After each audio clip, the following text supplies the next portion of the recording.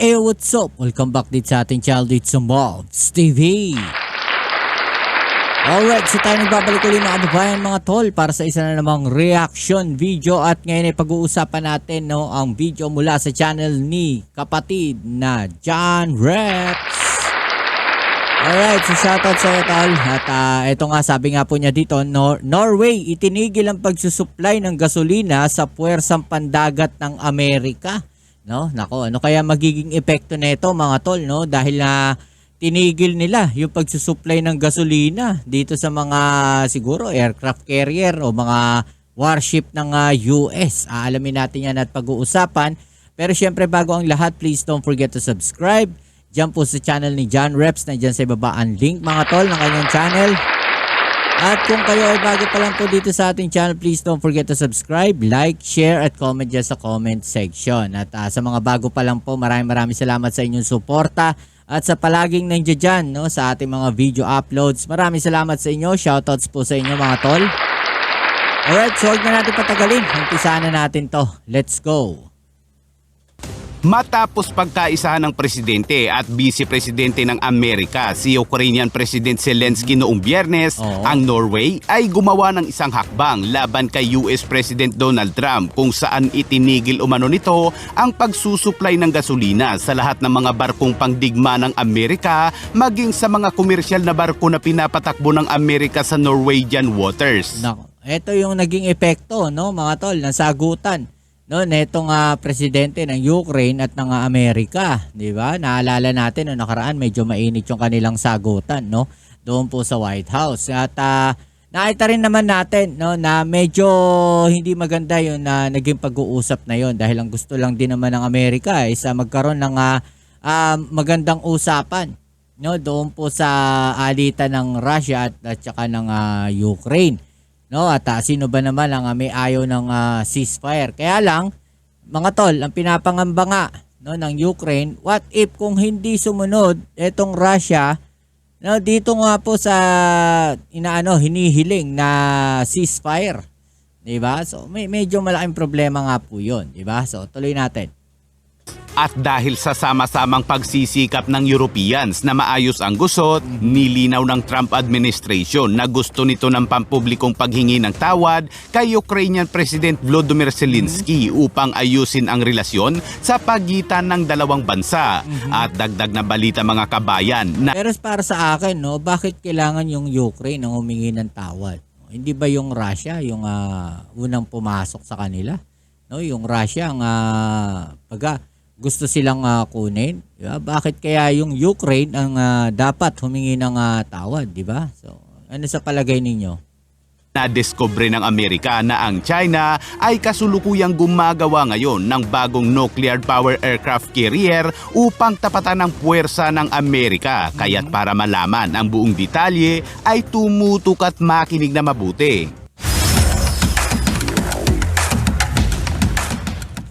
Matapos pagtulungang gisahin at palayasin ni US President Donald Trump at Vice President J.D. Vance si Ukrainian President Zelensky sa White House noong Biyernes, hindi lang si Zelensky ang nasaktan kundi maging ang mga bansa sa Europa na sumusuporta sa Ukraine. Bilang ganti, ang Norwegian fuel company na Hotback Bunkers ay napagpasyahan na kaagad itigil ang pagsusuplay ng gasolina sa mga puwersang militar ng Amerika. At malaki epekto nito mga tol dahil nga alam naman natin na yung Amerika nandito ngayon sa rehiyon natin at maging ang pagkano nila yung pagkakaroon ng mga tulong o mga suporta sa mga bansa na nandito po sa Southeast Asia magkakaroon po ng napakalaking epekto po yan sa kanila, di ba?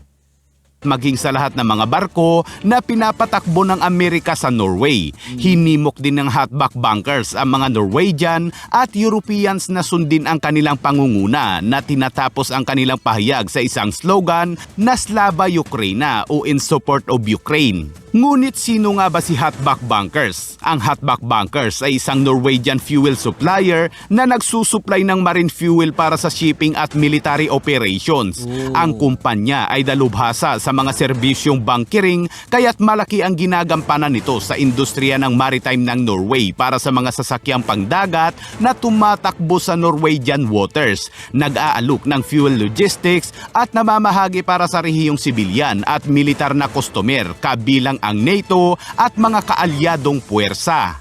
Ang desisyon na putulin ang pagsusuplay sa mga militar ng Amerika ay maaaring magkaroon ng logistical na implikasyon para sa mga operasyon ng hukbong dagat ng Amerika sa rehiyon. Ang Norway ay isang pangunahing miyembro ng NATO at madalas na nagho-host sa mga magkasanib na pagsasanay kasama ang mga kaalyadong puwersa at mga operasyon sa pagtatanggol sa Arctic. Ang anunsyo na ito ay naglabas ng mga tanong tungkol sa mas malawak na paninindigan ng Europa sa mga desisyon ng Amerika para sa Ukraine at kung paano tumugon ang pribadong kumpanya sa Europa sa mga geopolitical development. Ayon sa Hotback Bunkers, ang ginawa ni Trump ay masakit para sa kanila lalo't nakalive pa umano sa telebisyon ang ginawang pagpapahiya kay Zelensky. Diba? Kung saan sa hiwalay na report ay masaya umano si Vladimir Putin habang pinapanood ang dramatikong palabas habang ginigisa si Zelensky ng Pangulo at Vice Presidente ng Amerika sa harap ng buong mundo. Ang Amerika sa ngayon ay hindi pa tumugon sa desisyon kaya't dito ay makikita kung paano ito makakaapekto sa mga supply chain ng gasolina para sa mga puwersang Amerikano na tumatakbo sa Norway at sa rehiyon ng North Atlantic. Oo, malaking problema yan mga tol. No, problema sila dyan sa mga gasolina na yan, lalo na doon sa mga nasa karagatan. No? Magkakaroon sila ng napakalaking problema niyan dahil wala silang supply ng gasolina sa gitna ng karagatan. Diba? So ito lang company na to ang makakapag-supply sa kanila. Diba? So malaking problema yan, malaking gulo yan mga tol. Sa ginawang ito ng Norway ay malamang na malaki ang impact nito sa Amerika. Malaki Samantala kahapon ay pinangunahan naman ni United Kingdom Prime Minister Keir Starmer ay isang emergency summit sa London na dinaluhan ng 13 pinuno ng Europa at iba pang mga bansa na sumusuporta sa Ukraine kasama si Ukrainian President Zelensky upang itaguyod ang kapayapaan sa Ukraine. Layunin ng summit na bumuo ng ceasefire proposal upang ipresenta sa Amerika isang mahalagang hakbang para makapag-alok ng mga garantiyang pangseguridad na gusto ni Zelensky na mahalaga upang hindi na maulit ang pananalakay ng Russia. First, we will keep the military aid flowing and keep increasing the economic pressure on Russia to strengthen Ukraine now. Second, we agreed that any lasting peace must ensure Ukraine's sovereignty and security. And Ukraine must be at the table. Third, in the event of a peace deal, we will keep boosting Ukraine's own defensive capabilities to deter any future invasion. Isang araw ang nakalipas matapos palayasin ni Trump si Zelensky. Nagpahayag si Zelensky na handa siya sa nais ni Trump na minerals deal. Sinabi nito na handa rin siyang bumaba bilang leader ng Ukraine basta't makapasok ang Ukraine bilang miyembro ng NATO. Isang paraan para hindi na muling atakihin ng Russia ang kanilang bansa. May sagot naman dyan si Russian President Vladimir Putin na ang Russia ay may nauna na umanong offer kay Trump na isang rare minerals deal. Ang Russia umano ay may mas malawak na earth minerals reserve kaysa sa Ukraine. Grabe talaga to si Putin. Редких и редкоземельных металлов с нашими партнерами, в том числе с американскими, работают там. Samantala, kakapasok na balita kanina mga kabayan, iniulat ng Bloomberg na pribadong nilinaw ng Trump administration na gusto nito ng pampublikong paghingi ng tawad kay Ukrainian President Zelensky upang ayusin ang relasyon sa pagitan ng dalawang bansa. Nais ni Trump na makausap muli ang Ukraine upang gumawa ng unang hakbang para maibalik ang relasyon kasunod ng kanilang hindi pagkakaunawaan sa Oval Office noong Biyernes. Naku, ayaw yan ng Russia. Ngunit ang kalihim ng Estado ng Amerika na si Marco Rubio ay biglang kumambyo at nagpahayag na ang Ukrainian President dapat ang humingi ng paumanhin sa Amerika. At sa ibang balita naman mga Parang hindi naman ata tama yun, diba? So sila na nga yung nabastos, sila pa yung hihingi ng dispensa, diba?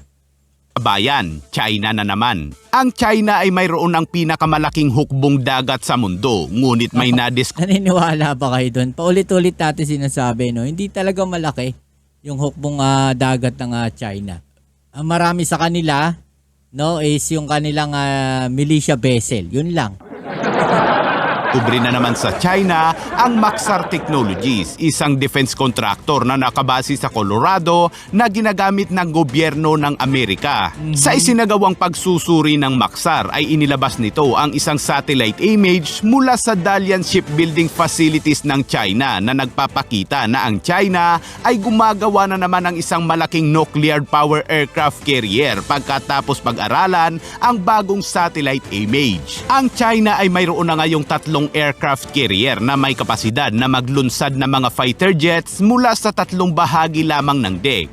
Ang pinakahuling carrier ng China ay ang kamakailang inilunsad na isang Type 003 Fujian na mayroong 3 electromagnetic catapult launching system para i-propel ang mga fighter jets. Ngunit sa pagsusuri ng mga mananaliksik, ang kasalukuyang ginagawa ng China ay isa umanong super carrier at malamang na magkakaroon ito ng 4 na catapult na magbibigay daan sa mas maraming fighter jets na lumipad. Tulad ng super carrier ng Amerika na USS Gerald Ford, ang pinakamalaki at pinaka-advanced na aircraft carrier ng Navy na mayroong 4 na catapults. Ang barko ngayon na ginagawa ng China ay kailangang mas malaki kaysa sa bago nitong Fujian na tumutugma sa American tonnage at pinapagana ng nuclear. Kaya ito umano ang ginagawa ng China ngayon upang higitan ang 11 super carrier ng Amerika. Hindi inanunsyo ng China na gumagawa pala ito ng bagong super carrier. Nang tanongin naman ng Amerika si Chinese Embassy to the US, Liu Pengyu, ay wala itong komento tungkol sa bagong disenyo. Sinabi niya na ang patakaran ng pambansang pagtatanggol ng China ay purely defensive in nature. Nako, asa pa kayo na magsasalita yung mga yan. Diba, siyempre, hindi nila ipagkakanulo yung bansa nila. Yan pang China alam naman natin ganyan yung mga yan. At kung nakikita natin, talagang gusto nilang tapatan. Mga tol, yung mga aircraft carrier ng Amerika, di ba? May masamang balak talaga tong China na to. Ano sa palagay ninyo? I-comment down sa ibaba yung mga opinion at atin yung pag-usapan. Alright? So yan, muli maraming salamat sa lahat ng mga patuloy na kasuporta dito sa ating channel. Kita-kits tayo sa ating next video upload. Dito muli ang inyong Kuya Mobs sa Mobs TV. Peace. I'm out.